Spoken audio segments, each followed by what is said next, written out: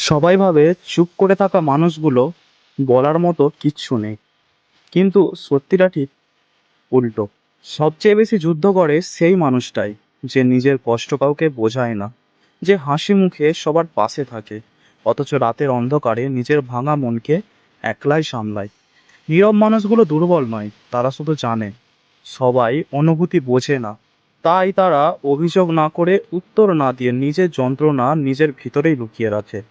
তাদের চোখে অনেক অপূর্ণ স্বপ্ন থাকে, বুকের ভেতরে হাজারটা না বলা কথা থাকে, আর হৃদয়ে এমন কিছু ক্ষত থাকে যা সময়ের সঙ্গেও পুরোপুরি মুছে যায় না। তাই কাউকে শুধু নীরবতা দেখে বিচার করো না। হয়তো সে এমন একটা যুদ্ধ লড়ছে যার কথা তুমি কল্পনাও করতে পারবে না।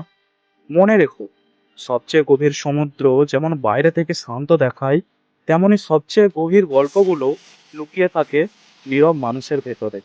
মানুষের কণ্ঠস্বর নয়, তার নীরবতাকেও সম্মান করো, কারণ অনেক সময় না বলা গল্পগুলোই সবচেয়ে বেশি সত্য।